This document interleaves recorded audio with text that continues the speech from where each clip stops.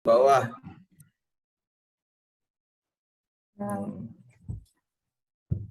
Selamat pagi, Bapak. Perkenalkan, Selamat pagi, Bu. saya Niwayan Emma Permatasari, mahasiswa PPG kategori 2, PGSD Undiksa kelas 007. Eh, Pada kesempatan ini ingin melakukan eksplorasi alternatif solusi terkait dari akar masalah yang hadapi di sekolah. Eh, Mohon sebelumnya Bapak memperkenalkan diri terlebih dahulu. Terima kasih. Oke, baik. Terima kasih, Ibu. Jadi, pada hari ini saya perkenalkan diri. Nama saya Iwayan Wita, SPD.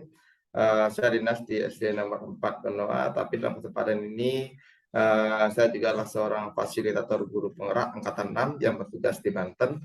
Kemudian juga saya adalah seorang instruktur calon pengajar praktik Angkatan 7 yang sekarang sudah mulai pembekalan.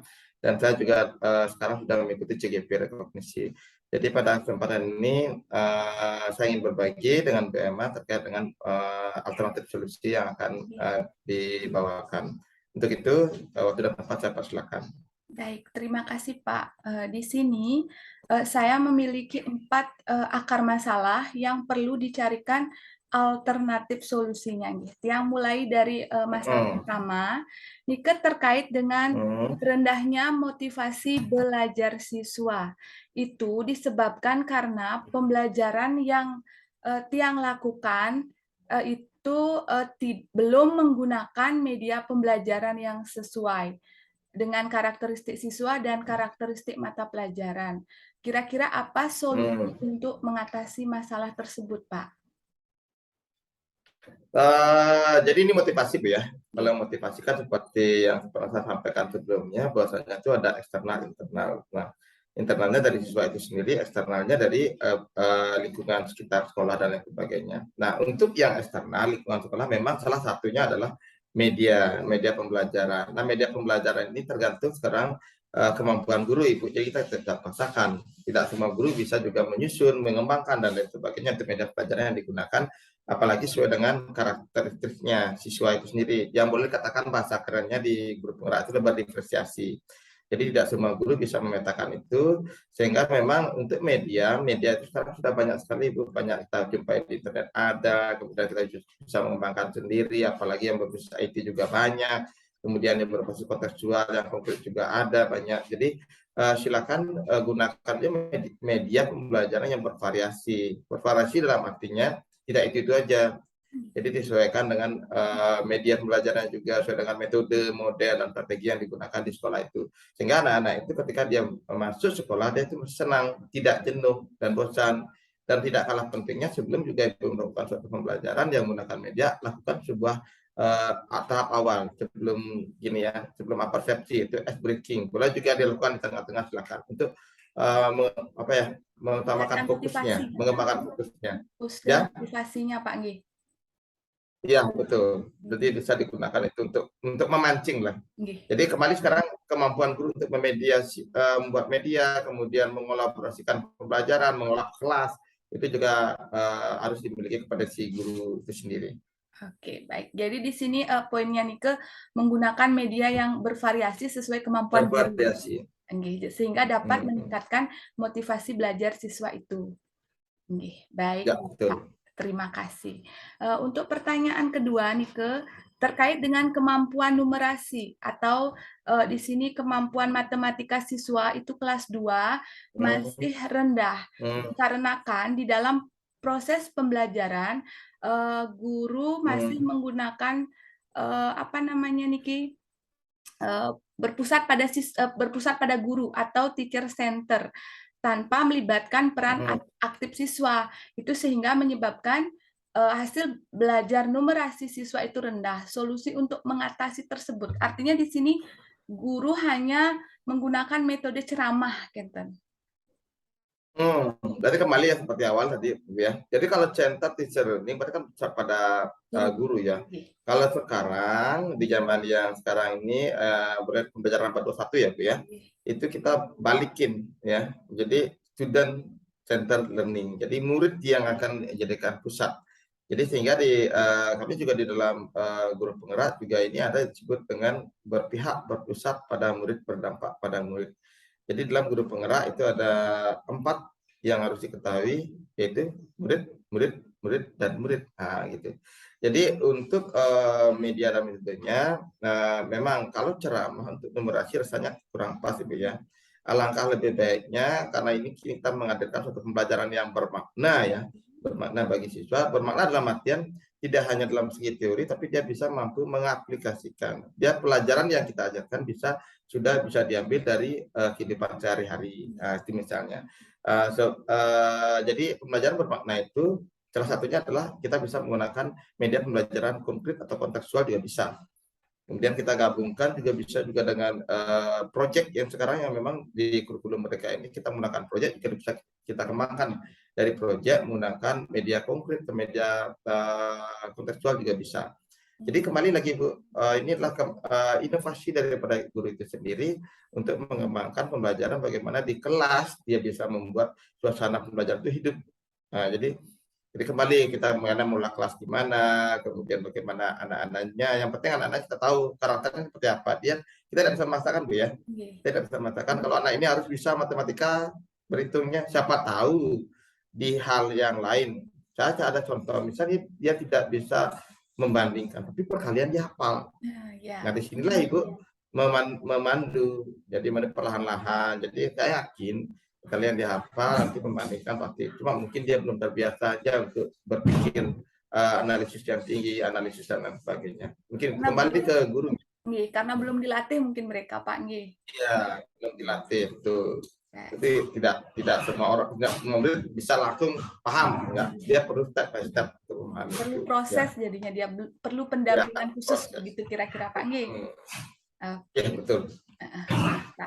Kemudian masalah ketiga itu guru belum cukup maksimal dalam mengimplementasikan model-model pembelajaran inovatif. Hal itu terjadi karena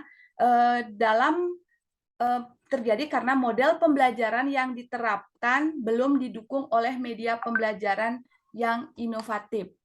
Nah, maksud Tiang di sini kan saya membuat RPP sudah menggunakan model, Pak, tetapi belum diintegrasikan dengan media sehingga model tersebut tidak inovatif. Langkah apa atau solusi apa untuk agar model pembelajaran yang Tiang terapkan itu menjadi maksimal? Oke, Bu. Ya, jadi kalau saya bilang itu kan model konvensional ya, konvensional. Jadi masih lama, masih trik-trik zaman dulu gitu ya. Jadi kembali sekarang Bu, disampaikan dari awal-awal. Kembali Ibu sekarang bagaimana bisa mengembangkan itu, model itu, strateginya seperti apa. Itu sekarang banyak loh. Banyak sekali model-model yang bervariatif. Nah, kunci daripada inovatif itulah bagaimana kita bisa menimbulkan suatu pengembangan yang baru, Bu. Yang membuat anak-anak, wah ini apa ini ya? Jadi inovasi itu tidak terpaku pada satu produk aja, kita bisa mengembangkan. Misalnya kalau sekarang kita membuat suatu produk inovasi pengembangan media pembelajaran dengan alat berbantuan yang sederhana misalnya pecahan kita membuat dengan media konkret misalnya, dengan buah kita potong-potong kita bagikan. Nah, ketika nanti kita sudah memberikan yang sana, kita inovasikan. Kita bisa menggunakan media IT gitu. Kita buat suatu ilustrasi dengan animasi, PowerPoint bisa. Kita kombinasikan. Betul. Jadi kemungkinan anak-anak ketika kita berikan media konkret dia sudah paham itu dibagi 4. Tapi membayangkan dia susah. Kita inovasikan dengan menggunakan audiovisual, menggunakan animasi, dan kita bayangkan, tampilkan kan. Oh seperti ini loh, 1 dibuka 1 dulu dari 4 itu jadi itu 1/4 seperti itu. Jadi memang inovatif tidak hanya terpaku pada 1, kita bisa mengembangkan ke berapa dan yang paling penting juga inovatif adalah kebermanfaatan, keberlanjutan. Tidak hanya bisa digunakan oleh guru, tapi bisa digunakan oleh guru-guru yang lain. Gitu. Berarti di sini kan misalnya kita memilih model problem based learning, nanti dikombinasikan dengan media PowerPoint kira-kira Pak kan hanya menggunakan model tersebut saja gitu, begitu Pak? Oke. Boleh. Jadi inovasinya tidak hanya PowerPoint aja, Bu. Bisa menggunakan audio juga bisa, menggunakan anak-anak bisa juga kemudian juga bisa menggunakan internet. Sekarang kan Oh, iya. lagi tren tuh, Mungkin kalau JIS juga untuk bisa, Kahoot kelas juga ada. tinggi Hmm, menggunakan game nih ke Pak, yang dulu kita pelatihan nih ke game, hmm. Kahoot gitu ya? Apa yang Ya, heeh, boleh. Itu juga bisa tuh, Kahoot itu juga bisa. Jadi kita bisa gunakan. Nah, kalau kelas tinggi itu bisa kita kita kolaborasikan. Jadi akan anak-anak itu akan lebih semangat. Dan jangan heran Bu, nanti kalau ketika sudah mengaplikasikan pembelajaran yang inovatif, anak-anak akan ribut di kelas. Nah, itu bukan ributnya nggak gini ya, tapi ributnya dia karena senang, bebas dia. iya. Dia bisa, woi, bisa berinteraksi dan lain sebagainya. Nah, itulah pembelajaran yang sebenarnya kita inginkan di pembelajaran abad 21. Jadi Ini. juga Gini. di dalam hal ini memotivasi siswa ya, meningkatkan Ya, motivasinya. ya Iya, pasti, pasti. Itu iya, selalu beriringan, Bu. Selain iya, media, motivasi itu selalu iya, beriringan. Tidak boleh iya, lepas. Enggak, produk dari anak-anak itu biar outputnya seperti apa, input seperti apa, output seperti apa, terlihat jelas ya. iya, baik. Oke. Terima kasih Bapak. Kemudian yang terakhir Niki terkait dengan pembelajaran HOTS nih. Siswa Hmm. belum memiliki kemampuan berpikir HOTS karena di sini khususnya Tiang guru kelas 2 belum mengembangkan perangkat yang disusun berdasarkan HOTS atau belum berbasis HOTS. Hot Sehingga ya. kemampuan Ya. siswa kelas 2 belum berpikir Hmm. HOTS dia. Solusinya apa Pak Nggih? Ya, jadi kembali bagi ke guru itu sendiri ya. Iya. Jadi kalau ibu mengatakan sudah tidak belum mengembangkan ya pembelajaran yang berbasis hot, jadi solusinya ibu harus mengembangkan hot itu. Nah, caranya gimana? Satu, mungkin ibu update diri dulu, ikuti seminar, ikuti workshop dan lain sebagainya. Apa sih hot itu? Bagaimana caranya? Apa sih stepnya? Apa sih tintaknya ya? Bagaimana dikatakan itu berhasil? Soalnya seperti apa dan lain sebagainya. Sehingga dari sana setelah ibu bisa memahami itu, bisa mengembangkan seperti apa di pembelajarannya, dikembangkan dulu, di aktivitasnya dikembangkan dulu, setelah selesai aktivitas baru di asesmennya. Nah, sebenarnya kita sudah biasa karena pada dasarnya banyak orang yang menganggap bahwasannya hot itu adalah soalnya yang hot. Nah, jadi tidak hanya seperti itu karena sebelum sebelum dia siswa itu menuju ke soal hot, dia kan harus dilatih dulu, harus Nggih. diberikan pemahaman dulu. Nah, kalau misalnya pemahaman tidak maksimal dan dia dilatihnya juga tidak maksimal, nah bagaimana dia bisa mampu berpikir step by step untuk hot itu? Bagaimana dia bisa menganalisa? Bagaimana dia bisa membandingkan? Bagaimana dia bisa membuat satu kesimpulan atau apa namanya input yang namanya konklusi ya, konklusi dari suatu pernyataan itu kan begitu.